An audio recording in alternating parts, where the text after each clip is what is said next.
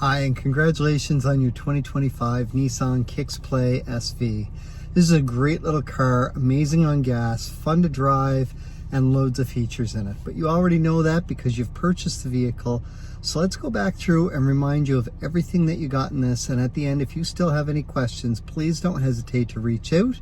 You can call, text, email, or stop into O'Regan's Nissan at 60 Baker Drive in Dartmouth, Nova Scotia.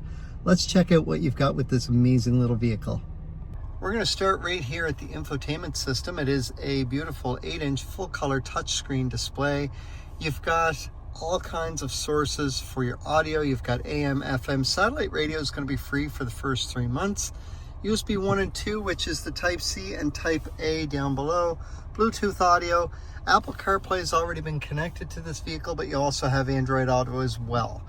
So with all of that, you can pick and choose what you want to be listening to, and you can set up to 36 different presets, and you can mix and match these presets for any combination of whatever you'd like.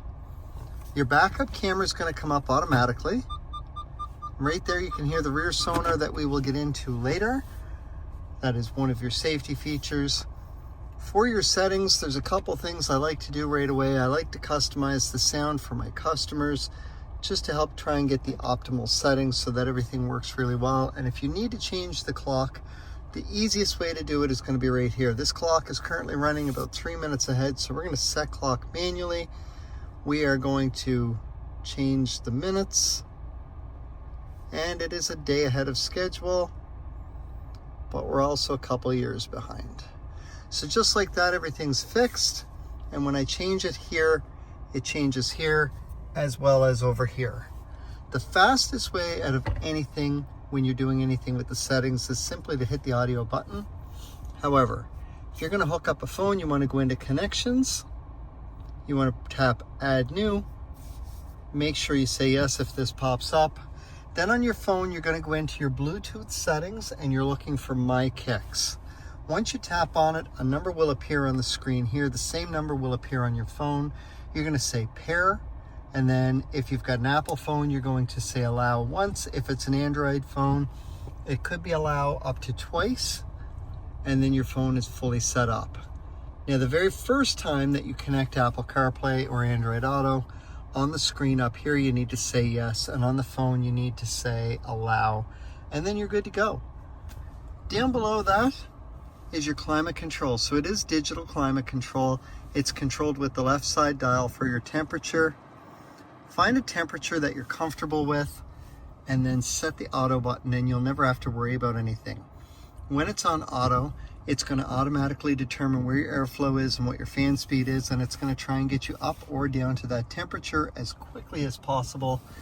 Once you start getting closer to that temperature, it will readjust where your airflow is going and what the fan speed is to do what it has to just to maintain the temperature. So for instance, if I drop the temperature, right away I can see the fan dialed up a bit there. If I hit AC, the recycled air comes on, and if I go lower, I can hear the fan. Everything is where it needs to be. It's trying to get me down to that temperature as quickly as possible. In the winter, it'll try and get me up. If I increase the temperature, I can see the fan dials back a little bit, and if I turn the AC off, everything is good there, and I can feel a difference in the temperature inside the vehicle. If I manually adjust where my airflow is going to go, or my fan using the dial on the right side, it's going to turn auto off. So just be aware of that. If you are going to manually adjust anything, it's no longer on auto, and then you have to be in charge of what's going on. Your heated seats are right here. You have high, low, and off. Way over on the left side, you do have a heated steering wheel button. That is for your steering wheel.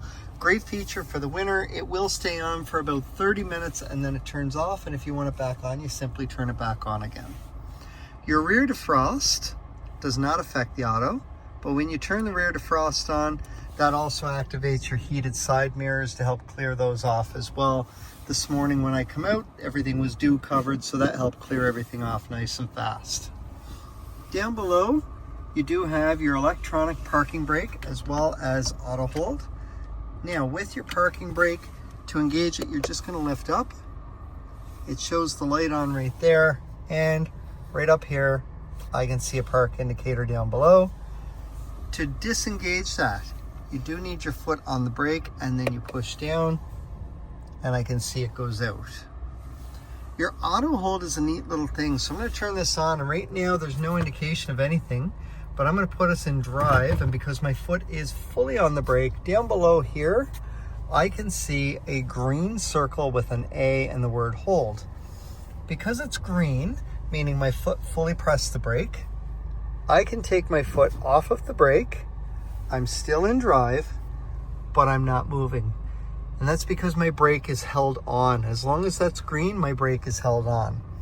Now, the moment I touch the gas at all, that's going to turn white and I start to move. Again, fully press the brake, it turns green. Take your foot off the brake and relax.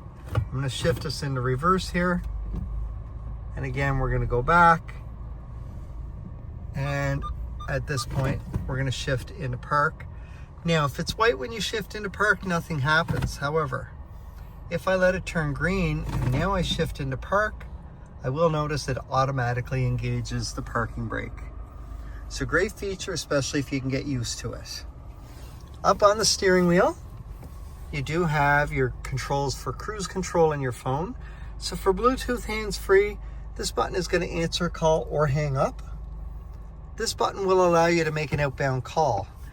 Now, simply pressing and letting go gets the Nissan voice recognition system. However, if you have your phone connected through a USB cable for Apple CarPlay or Android Auto, pressing and holding this button for 2 seconds will get you the voice recognition system from your phone, at which point you can use that to make a phone call, set a destination on your map, or have a hands-free text conversation all by voice. This button is going to turn on my cruise, and I'm going to show you what happens if I simply just press and let go. My icon up here looks like this. There's a dial with a car. That means I have adaptive cruise control, which I can set the distance with this button. So I can have a distance of 3 car lengths plus safe distance, 2 car lengths plus safe distance, or 1 car length plus safe distance. All depends on your comfort level.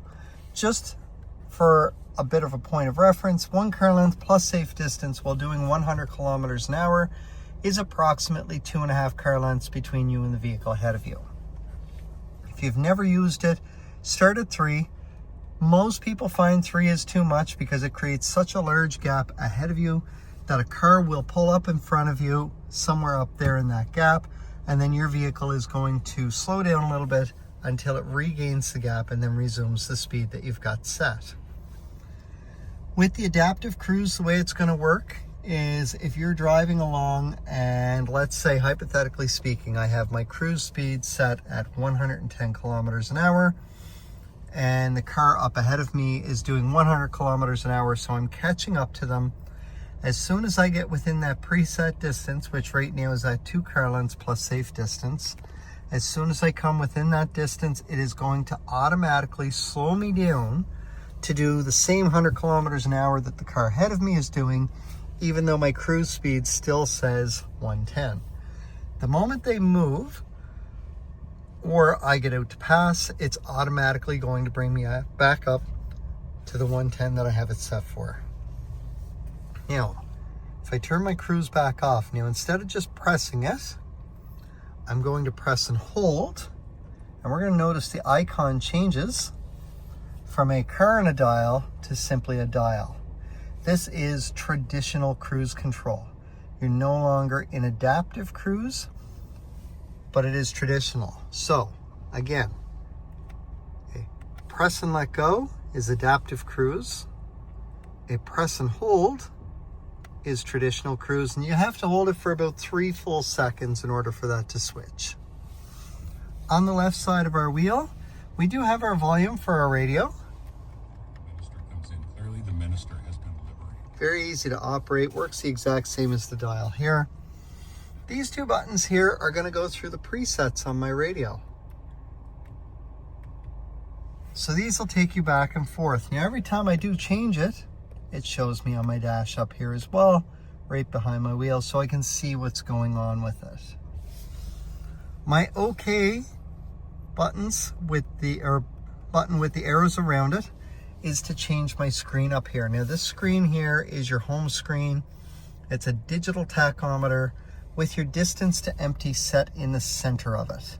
The moment I change this screen, that distance to empty is going to jump right down here between my fuel gauge and my odometer. So if I switch over to the right, I can see that jumps down below. I'm now on the radio screen.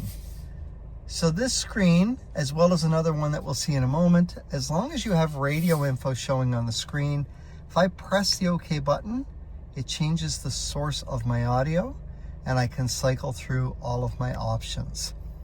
So whatever is connected will be what's available. Right now there's only AM, FM, and satellite radio. If I hook a phone up, that becomes available as well. If I'm connected for Apple CarPlay or Android Auto, that becomes available as well. If I plug a thumb drive full of music into there, that would become available as well. Our next screen over to the right is our average fuel economy. Now I can see that there are 2 dots over here. So I'm going to scroll down to the second dot and I see a bit of a bar graph there. Now my fuel economy on this vehicle is running quite high and we'll see why in a minute. You can reset it from here. I prefer to reset it on a different screen. Our next screen over, we have 5 dots on the left here, and you can control how many show up on this screen. There are different options that we'll get to in the settings. This is one of the preferred screens that we find most people leave it on because you do have a digital speedometer. You also have your radio info. So very much like the radio screen, if I press the OK button, it changes the source of my audio because I am on the radio screen there as well. Now with the dots, if I move up or down, I will filter through some different screens. So we're gonna go down, and this is my driving information. So my top left is my fuel economy, which as I mentioned is running quite high, and that's because my trip odometer shows I have gone 508 kilometers, but the vehicle has been total running time of 9 hours and 52 minutes in all the times that it's been running. So it's only gone 500 kilometers in almost 10 hours. So that's why our fuel economy is running so high. Bottom left is your average speed. So we're going to press the OK button and you can reset each one individually, or in this case, we're going to reset them all. We're going to toggle down to yes, simply by pressing the down arrow, and we'll say yes. And now everything has been reset. Now we're going to hit the back button to come back to that screen. If we go down again, this is a tire pressure monitoring screen. So your vehicle is equipped with a tire pressure monitoring system. This screen will allow you to monitor the tire pressure of your vehicle at any given point. You do need to start moving in order for it to register, but once you do, it'll show you all 4 tires individually. No matter what screen you're on, if you get a low tire, it does pop up and tell you low tire pressure. From there, it will show you which tire is low and what the exact pressure is. Pull in somewhere that's got an air pump. Either leave it running as it is now, or without your foot on the brake, push your start button. That puts you into auxiliary mode. So your motor will be off, but your screens will all be lit up. As long as your vehicle is on, whether it's fully running or auxiliary mode, grab the hose, go to the tire it says needs air, and start putting air in that tire. Once it gets up to the correct pressure, the horn will beep once to tell you to stop. If for some reason you kept putting air in or went to the wrong tire, there is an upper warning to that. If you hit that, it will beep the horn 3 times in a row.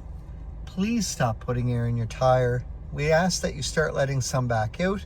And again, once you get back down to the proper pressure, the horn will beep once to tell you to stop. If I hit my down arrow again, I do see my top screen, and when I turn my cruise on, this is for my adaptive cruise control.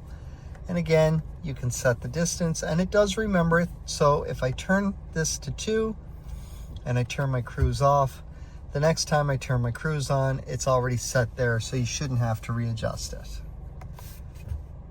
Our last screen down is just visuals to go with the safety features that we're going to talk about in a moment.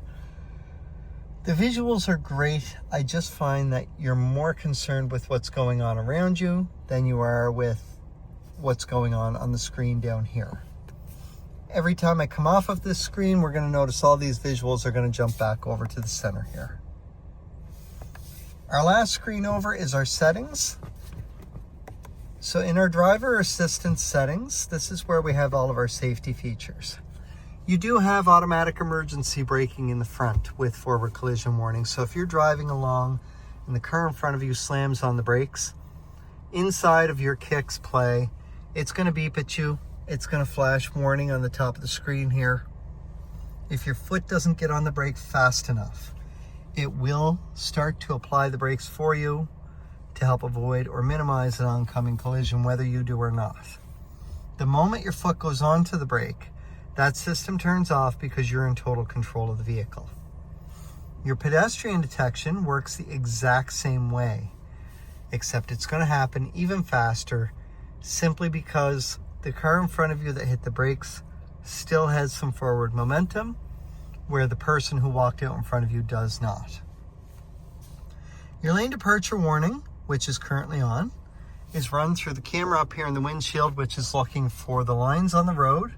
If you're doing 60 or higher and you start to drift out of your lane, it is going to vibrate your steering wheel. It's kind of like hitting the rumble strips on the side of the road, except only the driver feels it.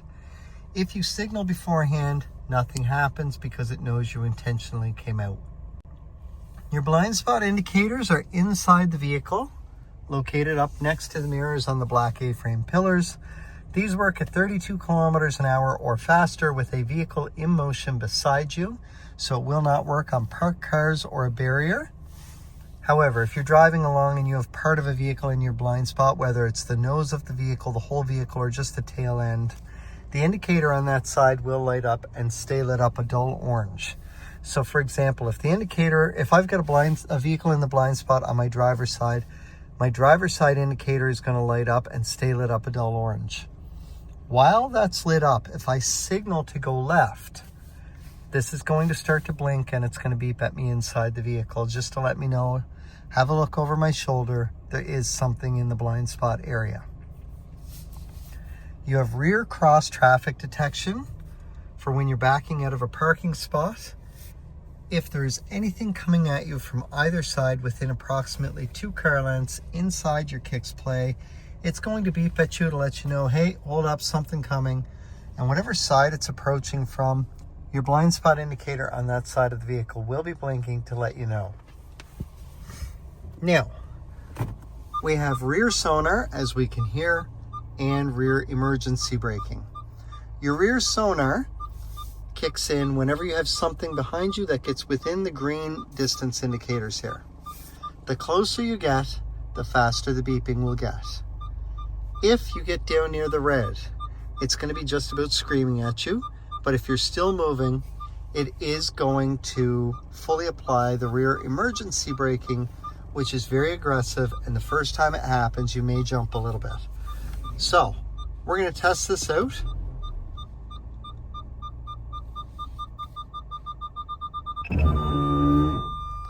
So that's your rear emergency braking. As you heard, it's quite aggressive. It does work quite well. It means that you did not hit anything. However, it also means that you probably had a mild heart attack in the process. And I do apologize for that. However, it's there for a reason. It is a great safety feature. If you're somebody who puts a bike rack on the back of your vehicle, maybe you have a hitch back there for it. We can hear the beeping already. Over here, I can see the sensors and the beeping. If I press the OK button, that has gone away. Keep in mind, the beeping has stopped. You can now run into that planter there that's behind you, or whatever is behind you. It has temporarily disabled your rear emergency braking and your rear sonar. The moment I shift into park and I come back into reverse again, it is back on. The other option is if I come down to brake and I turn it off here, now it is off, but it's off until I turn the vehicle off and then back on. The moment I turn my vehicle back on, that will be back on. For your lane departure warning, if you don't want it on, you can simply turn it off in here. And the same thing for the blind spot indicators. Now with that said, they are safety features, they are meant to help.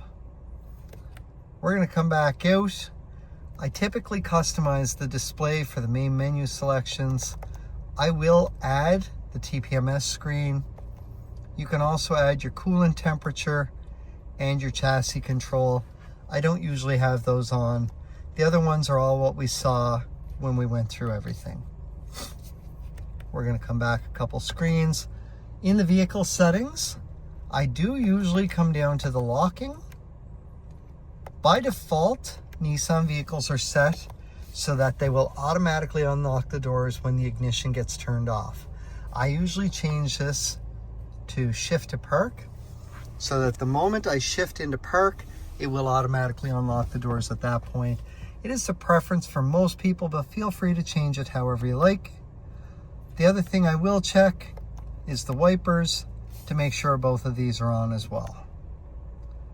We're going to come back out and down to the maintenance. Your oil and filter you want to make sure are set to 8,000 kilometers, as your regular maintenance schedule is every 6 months or every 8,000 kilometers, whichever should hit first. If you're somebody who drives more than 8,000 kilometers in the 6-month period, as long as you've got that set, it will pop up and tell you when it's time. Otherwise, if the mechanic has put something up here on the screen on your windshield there, you can monitor the date on that and just keep in mind the time frame. Don't be afraid to play with the settings. You cannot hurt anything. There is a factory reset here, and we've just gone over how to switch all the settings as well over here. Don't be afraid to play with the settings in here as well. There is a factory reset in here as well. So you cannot hurt anything on either screen to the point of where you're saying, oh my God, what did I do? Everything is well looked after and nothing to worry about. Your last safety feature, and I'm going to cover our light sensors up here to automatically turn my lights on. So down below, right here, I can see my light indicator.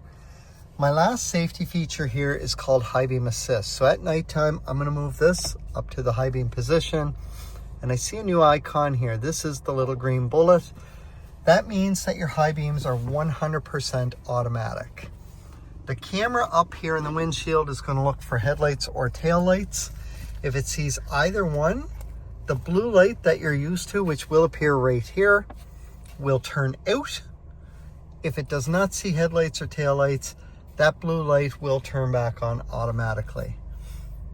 Now, if I come out of that position, if I turn the lights on and now I go up, it does put the high beams on. It is manually controlled, but if I'm set to auto, that's when they become fully automatic. Our last thing to go over on the inside is the key fob. So with this, you do have a panic button, unlock, lock, and remote start. To work your remote start, you double tap the lock button and then press and hold the top button for 5 full seconds. This will remote start your Kicks Play from up to 200 feet away. From there, it's going to run for 20 minutes. If you do not get in and engage the vehicle, it will turn back off. To engage the vehicle when you get in, and it will tell you right up on the screen here, even though it's running, you need to put your foot on the brake and press the start button. That will engage the vehicle, and then you're good to go. Now, because it's a key fob, it is typically good for 2 to 4 years. Your first indication that it's starting to get low, you will get into the vehicle, and if you're somebody who likes to start it up and then buckle up and get set, it will pop up and say incorrect key ID. If you're somebody who likes to get in, get buckled up, get set, and then start it, it may say low key fob battery. That's your first indication that it is time to change the key fob battery. If you hit the point that the battery dies because we get busy and life gets in the way, on the back of this, there's a switch that when you push it over, there is a key inside for the driver's side door. That will get you in. There is no key for the ignition.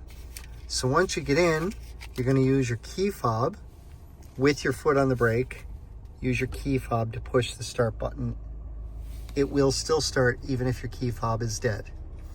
To switch your battery, you can have your dealership do it. It's about $1 or $2 more than what it is to do yourself. For about $7 or $8 Canadian, you can get a decent battery. I have nothing against the dollar store, but please don't buy the dollar store batteries. They tend to only last 3 or 4 months. Spend the money to get a good battery. Get a small flathead, and you're going to want to get it somewhere in here or here, and give it a twist, and whatever side you do it on, come part way down, give it a second twist. That will pop this open. The battery is a CR2032, very common button battery. Once you switch the battery, clip it all back together. Before you put your key back in, you want to come over and you're going to want to hit a button to see if the little light blinks. As long as that LED indicator blinks, you're good to go. If for some reason it does not, chances are your battery is upside down. You're going to want to fix the battery and then put everything back together, and then you're going to test it again, looking for that little blink. As long as it's there, you're good to go. Now, on top of having the buttons to lock and unlock your kicks here, there is an intelligent button system on the handles and on the hatch as well. So whichever door you're at, if I come out, and right now it's unlocked, so I'm going to lock it. If I come out to the vehicle, I have this on me, it's in my pocket. One push unlocks just this door. The rest of the vehicle is still locked. A second push, I can now see the entire vehicle is unlocked. Once everybody is out and the doors are all shut, and you hear 2 beeps for the locking, that means that the whole vehicle is locked. Now, I mentioned as well, you have the same thing on your hatch. The button to open it is right here, but there's a round button right beside it that when I close this, again, I hear the 2 beeps. That means it's locked. One push means just the hatch is unlocked. That's a great little feature if you're out shopping and just want to unload some of your stuff without getting back into the vehicle, so that the vehicle has never been unlocked. Congratulations again on your 2025 Nissan Kicks Play SV. As you can see, this is a great little vehicle, tons of features on it, which is fantastic. But if you still have any questions, please do not hesitate to reach out. All of my contact info will follow. You can call, text, email, or stop into O'Regan's Nissan at 60 Baker Drive in Dartmouth, Nova Scotia. I hope you have an amazing time with your new vehicle, and I look forward to seeing you when it's time for your next one or when you're in for your regularly scheduled maintenance.